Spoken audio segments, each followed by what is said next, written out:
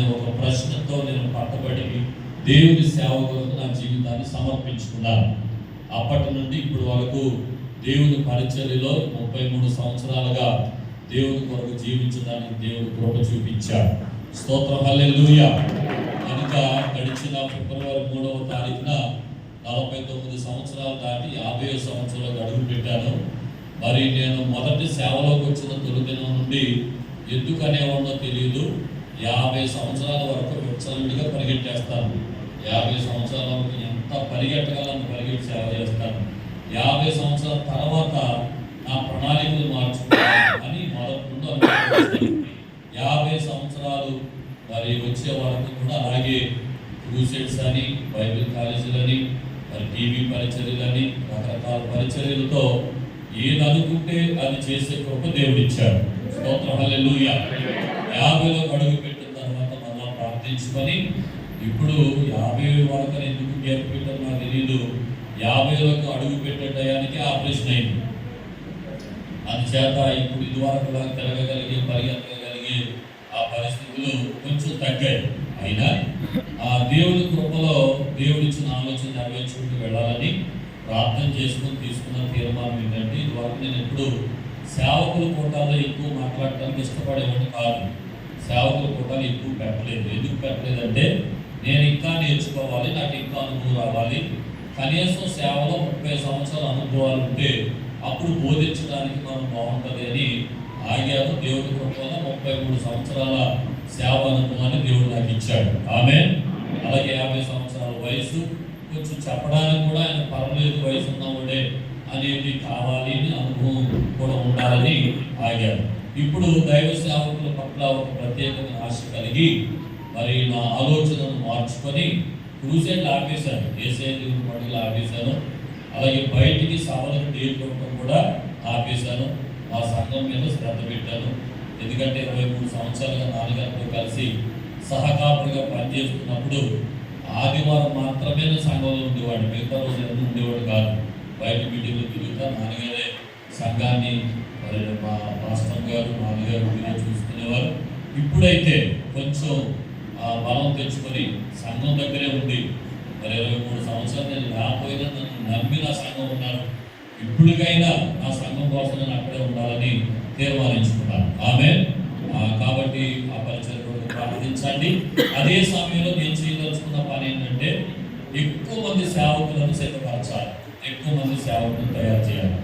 అదే సమయంలో 2 రాష్ట్రాల్లో దైవ సేవకుల సదస్సులు పెట్టి దైవ సేవకులకు ఇవ్వాల్సిన కొన్ని సూచనలు, సలహాలు, అంటే అందరికీ కాదు, ఈ తరంలో చాలా మంది కొత్త సేవకు వస్తున్నారు. అయితే ఈ తరంలో సేవకు వచ్చే వారికి కొన్ని విషయాలు ఖచ్చితంగా మా అనుభవాల నుండి అవసరమో అని అనిపించింది. అందుచేత ఇలాంటి కూడుకులు పెట్టి కొంత సమయం, చాలా సమయం ప్రార్థన చేసేది. ఈరోజు ఎంతమంది నమ్ముతున్నారు మన ప్రార్థన ద్వారా దేవుడు ఘనకార్యాలు జరిగించబోతున్నారు. ఆమేన్, హల్లెలూయా. అప్పుడు దేవుడు గొప్ప కార్యాలు జరిగిస్తాడు. ప్రార్థనలో గడిపి మరి దేవుని యొక్క వాక్యాన్ని మన ద్వారా అందించాలని ఆశతో నేను ఈ స్థానానికి రావడం జరిగింది. కాబట్టి దేవుని యొక్క వాక్యంలో ఇంకా అనేక సంగతులు నేను బోధిస్తాను. దానికన్నా ముందు నేను ఈ ప్రాంతానికి వచ్చినప్పుడు మొట్టమొదటిగా మరి కొందరు దైవ సేవకులతో కలిసి నా యొక్క ఆలోచన పంచుకున్నప్పుడు వారు చాలా ప్రేమతో నన్ను ఆహ్వానించి ఈ కార్యక్రమంలో నన్ను ఎంతో పురికొల్పారు. అందుకు వారికి హృదయపూర్వకంగా వందనాలు తెలియజేస్తున్నాను. స్థానికంగా మా మన్నా సంఘాల అధినాయకులు, మరి మాకు ఒక బిషప్ అయ్య గారు, మా తండ్రి సమాలు మరి బిషప్ దేవదాస్ అయ్య గారు, వారిని బట్టి నేను ఎంతో ప్రభువును స్తుతిస్తున్నాను. మరి మాట చెప్పినప్పుడు మంచిగా చెప్పడం అంటే చాలా సంతోషం. కనుక ఇంచుమించుగా 50 సంవత్సరాలు దాటి 60 సంవత్సరాల అపారమైన అనుభవం మరి దేవుడు వారికి ఇచ్చారు. మరి పేరు జాన్సన్ అని గారు రావడం సంతోషం.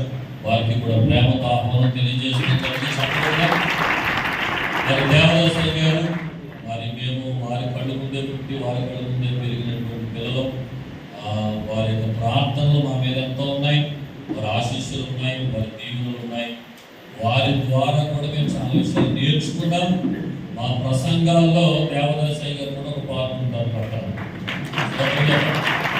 ఎందుకంటే మా మన్నా పరిచర్యల్లో ప్రముఖమానికులు ఎవరు ఉన్నారు, దేవదాస్ అయ్య గారే మన్నా పరిచర్య. కాబట్టి మా మన్నా వారి ద్వారా చాలా విషయాలు నేర్చుకున్నాం కనుక ఈరోజు వారి దగ్గరికి వెళ్ళి విషయం చెప్పినప్పుడు తప్పకుండా అయ్యా పెట్టండి, మేము అందులో సహకరిస్తామని ఎంతో సహకరించారు. వారికి హృదయపూర్వకంగా వందనాలు, ప్రేమతో కూడా ఆహ్వానం తెలియజేస్తున్నాను.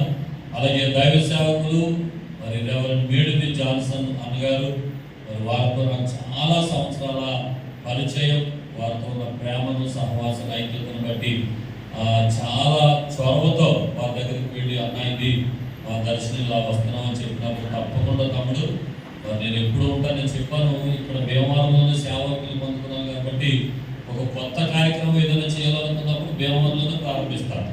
2012 సంవత్సరంలో యేసయ్య దేవుని పండుగలను మొదలుపెట్టింది భీమవరంలోనే. ఆ రోజు మొట్టమొదటి గెస్ట్గా కూడా మరి మేడిది జాన్సన్ అని ఉన్నారు, దేవదాసయ్య గారు ఉన్నారు. వీరందరూ ఎంకరేజ్ చేశారు. ఈ రోజు కూడా ఈ దైవ సేవకుల సదస్సు 2 తెలుగు రాష్ట్రాల్లో ప్రారంభిస్తున్న మొదటి సభకు వారు కూడా మా దగ్గర నుండి మమ్మల్ని ప్రోత్సహించినందుకు జాన్సన్ అన్న గారికి హృదయపూర్వకంగా మనందరి తరఫున తెలియజేస్తున్నాను. అలాగే మరి ఇక్కడ చాలా మంది దైవ సేవకులు నేను ఒక్కొక్కరికి గ్రీటింగ్స్ ఇచ్చే సమయంలో వారి గురించి చెప్తాను. మా తండ్రి గారు బిషప్ ఎలీషారాజయ్య గారు ఉన్నారు. ముఖ్యంగా వారు మమ్మల్ని ఆధ్యాత్మికంగా పెంచి ఈ రోజున సేవలో మేము ఇలా ఉండడానికి మొదటిది దేవుని కృప అయితే మా తల్లిదండ్రుల కన్నీటి ప్రార్థన అది ముఖ్యం, అది చాలా ప్రాముఖ్యం. వారు 5 పిల్లల్ని కూడా ప్రతిరోజు తల దగ్గరికి వెళ్ళి మోకరించి అందరి మీద చేతులేసి ప్రభు ఇదిగో మొదటి కుమార్తె, రెండవ కుమార్తె అందరి చేతులు అందరి తల మీద చేతులేసి ఈ బిడ్డలు మీ సేవలో వాడుకోండి ప్రభు అని చిన్ననాటి నుండి మా కొరకు ప్రార్థించారు. దేవుడు ప్రార్థన ఆలకించి మమ్మల్ని అందరినీ కూడా ఆశీర్వదించి బలపరిచారు. అందుని బట్టి మా తండ్రి గారికి కూడా హృదయపూర్వకంగా నా ప్రత్యేకమైన వందనాలు తెలియజేస్తున్నాను. గట్టిగా చెప్పకూడదా? ఈ సమయంలో 11:40 అయింది. కరెక్ట్గా 12 గంటలకు నేను వాక్యం మొదలు పెడతాను. ఈ 20 నిమిషాల సమయం ఎవరైతే ముఖ్య ఆహ్వానితులుగా మనం పిలుస్తున్నామో వారి దగ్గర నుండి కొన్ని గ్రీటింగ్స్, కొన్ని ప్రత్యేక శుభాకాంక్షలు మనం వినబోతున్నాం. కాబట్టి కొంచెం మీరందరూ కూడా శ్రద్ధగా ఉండి మాట్లాడేవారు ఒక 3 నిమిషాల్లోపుగా వారి యొక్క గ్రీటింగ్స్ తెలియజేస్తారు. మొదటిగా మరి బిషప్ దేవదాసయ్య గారిని నేను ప్రేమతో